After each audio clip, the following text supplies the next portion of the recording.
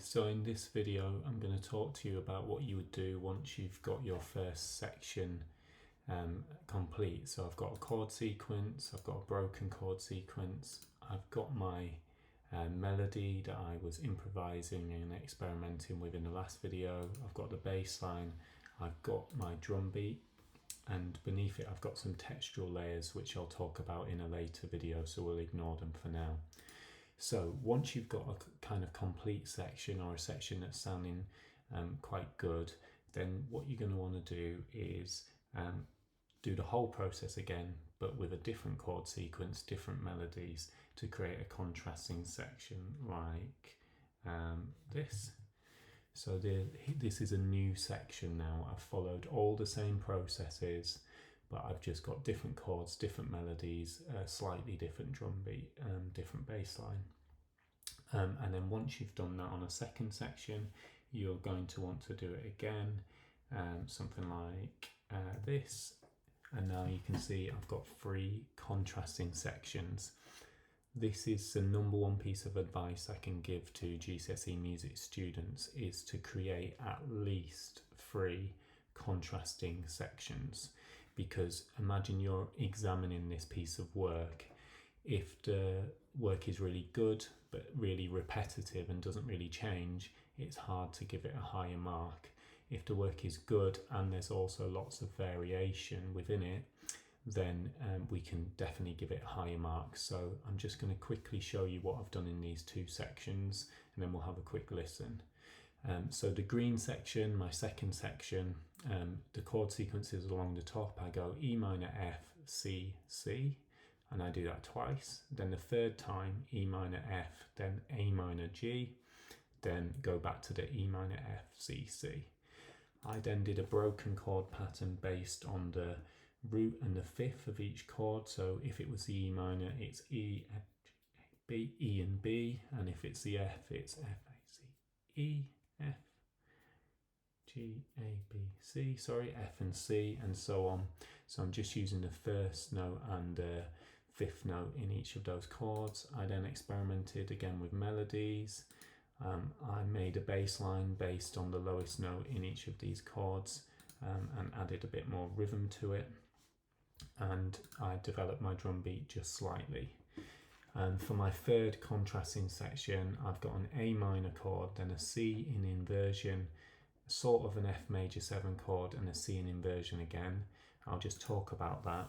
So this is the chord sequence down here. The first chord is A minor. The second chord is C, C, E, but rather than doing the G up here, I've taken what would be the G and made it an octave lower. So it is a C chord, but it means that my G is actually the lowest note in the chord, so it goes down from A to G and then it goes down again to F. This is a bit more of a complicated chord. Ordinarily you would have the third in here like that, but I've missed it out, so I've deleted that note, and I've got the fifth and the 7th above it. So it's like play 1, miss 1, play 1, but I haven't got that note. Miss 1, play 1, miss 1, play 1, and that creates a major 7th chord. And then this chord here, we go back to the C inversion chord. Again, I've come up with a broken chord pattern based on those notes within the chord. I've got a kind of repeated note and then broken chord notes beneath it. And I've got a bass line that starts with long notes and then comes in with repetitive shorter notes to give it a sense of it building up. I haven't yet created a melody and I haven't yet added any drums, but I might do that at a later date. So I'm just going to play you a bit of each section now. So this is section 1.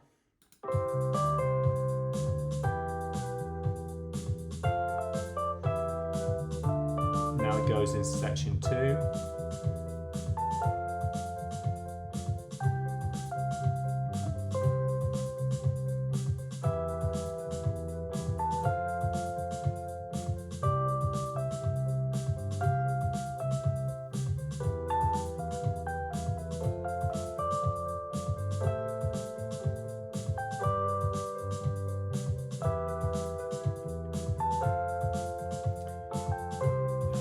that's going into section 3.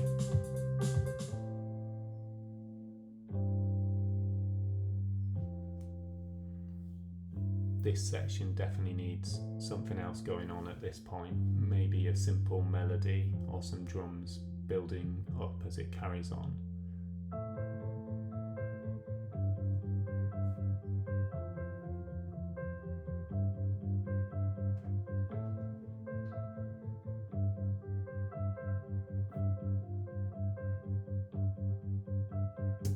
At that point, it feels like it can go back into either of my sections, but I'll do another video later about how to arrange all of these ideas and structure the ideas, because obviously we're not just going to go section 1, section 2, section 3.